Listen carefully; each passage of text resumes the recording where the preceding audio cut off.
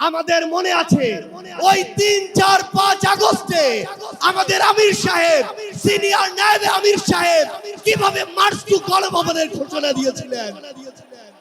আমরা স্পষ্ট করে আপনাদেরকে একটা কথা বলি, এই ২৪ পরবর্তী বাংলাদেশে আমরা যারা অভ্যুত্থানের সহযোদ্ধা ছিলাম, আমরা যদি ঐক্যবদ্ধ থাকি, আগামীর বাংলাদেশে আর কোন ফ্যাসিস্ট কোন নামে কোন ব্যক্তিকে সামনে রেখে কোন দলকে সামনে রেখে এই বাংলাদেশে দাঁড়াতে পারবে না। এখন জনগণের সামনে আমাদের দৃষ্টান্ত স্থাপন করতে হবে। আমরা আমাদের কাজের মাধ্যমে প্রত্যেকটি ক্ষেত্রে যেন সেই দৃষ্টান্ত স্থাপন করতে পারি। আজকে যখন আমি আসছিলাম, রাস্তার আশেপাশের প্রত্যেকটি মোড়ে আমার ইসলামী আন্দোলন বাংলাদেশের সহযোদ্ধারা ট্রাফিকিং এর কাজ করছে।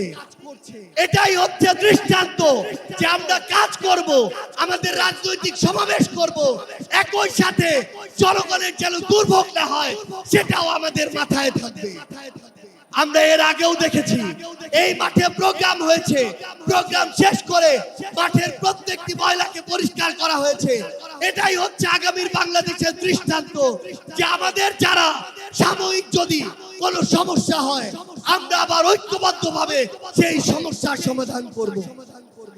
2024 সালের ছাত্র জনতার অভ্যুত্থানের আমার সহযোদ্ধারা, আপনারা কেমন আছেন? আমার সামনে আজ এই ইসলামী আন্দোলন বাংলাদেশের মহাসমাবেশে যে লক্ষ ছাত্র জনতার উপস্থিতি, তারাই ছিল আমাদের জুলাই অভ্যুত্থানের অন্যতম সহযোদ্ধা। কে কি বললো সেটাতে আপনাদের আমাদের কিছু আসে যায় না।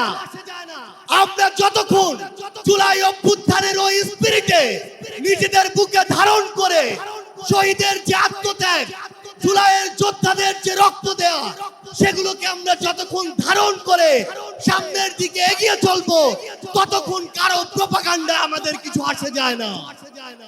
ততক্ষণ ওই বিদেশি এজেন্টদের চক্রান্তে আমাদের কিছু আসে যায় না। আমাদের মনে আছে ওই ৩, ৪, ৫ আগস্টে আমাদের আমির সাহেব, সিনিয়র নায়েব আমির সাহেব কিভাবে মার্চ টু গণভবনের ঘোষণা দিয়েছিলেন। আমরা স্পষ্ট করে আপনাদেরকে একটা কথা বলি, এই ২৪ পরবর্তী বাংলাদেশে আমরা যারা অভ্যুত্থানের সহযোদ্ধা ছিলাম, আমরা যদি ঐক্যবদ্ধ থাকি, আগামীর বাংলাদেশে আর কোন ফ্যাসিস্ট কোন নামে কোন ব্যক্তিকে সামনে রেখে কোন দলকে সামনে রেখে এই বাংলাদেশে দাঁড়াতে পারবে না।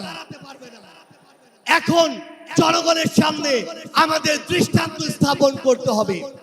আমরা আমাদের কাজের মাধ্যমে প্রত্যেকটি ক্ষেত্রে যেন সেই দৃষ্টান্ত স্থাপন করতে পারি। আজকে যখন আমি আসছিলাম, রাস্তার আশেপাশের প্রত্যেকটি মোড়ে আমার ইসলামী আন্দোলন বাংলাদেশের সহযোদ্ধারা ট্রাফিকিং এর কাজ করছে। এটাই হচ্ছে দৃষ্টান্ত যে আমরা কাজ করব, আমাদের রাজনৈতিক সমাবেশ করব, একই সাথে জনগণের যেন দুর্ভোগ না হয় সেটাও আমাদের মাথায় থাকবে। আমরা এর আগেও দেখেছি এই মাঠে প্রোগ্রাম হয়েছে, প্রোগ্রাম শেষ করে মাঠের প্রত্যেকটি ময়লাকে পরিষ্কার করা হয়েছে। এটাই হচ্ছে আগামীর বাংলাদেশের দৃষ্টান্ত যে আমাদের যারা সাময়িক যদি কোনো সমস্যা হয়, আমরা আবার ঐক্যবদ্ধভাবে সেই সমস্যার সমাধান করব। একটা জিনিস মনে রাখতে হবে, এই অভ্যুত্থানে আপনারা যখন ঢাকার গুরুত্বপূর্ণ পয়েন্টগুলো থেকে শুরু করে দেশের বিভিন্ন রণক্ষেত্রে অংশগ্রহণ করেছেন, আপনাদেরকে পাঞ্জাবি পায়জামা টুপি দেখে টার্গেট কিলিং করা হয়েছে। আমার মাদ্রাসার অসংখ্য ভাই এই টার্গেট কিলিং এর শিকার হয়েছে। আগামীর বাংলাদেশে কেউ যেন কাউকে ট্যাগিং করে টার্গেট কিলিং এর শিকার না করতে পারে, সে বিষয়ে আমাদের ঐক্যবদ্ধ থাকতে হবে। আমরা সংস্কার বিচারকে সামনে রেখে আমাদের এই লড়াই করছি। আপনারা পিআর এর কথা বলেছেন, এই যে পিআর আগামীর বাংলাদেশের সংসদে আমরা যদি আসলেই জনগণের প্রতিনিধিত্ব চাই, তাহলে আগামীতে এই পিআর নিয়ে আমাদের আরো জোরসোরে ভাবতে হবে। আমরা আপনাদেরকে স্পষ্ট করে আমাদের জাতীয় নাগরিক পার্টি এনসিপির পক্ষ থেকে অঙ্গীকার করি, বাংলাদেশের প্রশ্নে, জনগণের প্রশ্নে আপনারা যদি ঐক্যবদ্ধ থাকেন, আপনাদের সাথে কাঁধে কাঁধ মিলিয়ে 24-এর মতো এনসিপি আবারও আগামীর বাংলাদেশে লড়াই করবে। আমাদের এই বাংলাদেশের 24-এর অভ্যুত্থানের স্পিরিটের প্রশ্নে, ওই খুনিদের বিচারের প্রশ্নে, রাষ্ট্রের সংস্কারের প্রশ্নে আমরা ঐক্যবদ্ধভাবে এগিয়ে যাব। আমরা যতদিন ঐক্যবদ্ধ থাকব ততদিন এই বাংলাদেশে আর কোনো হাসিনা মাথা উঁচু করে দাঁড়াতে পারবে না। ইনশাআল্লাহ আপনাদের সাথে আমাদের আবারও দেখা হবে রাজপথের লড়াইয়ে অথবা বিজয়ে। ততদিন পর্যন্ত সত্যের সাথে থাকবেন, ন্যায়ের সাথে থাকবেন। যত বড় খুনি, যত বড় সাহসী, যত বড় নেতাই ফ্যাসিস্ট হয়ে ওঠার চেষ্টা করুক না কেন, আমরা ঐক্যবদ্ধভাবে তাদেরকে প্রতিহত করব ইনশাআল্লাহ।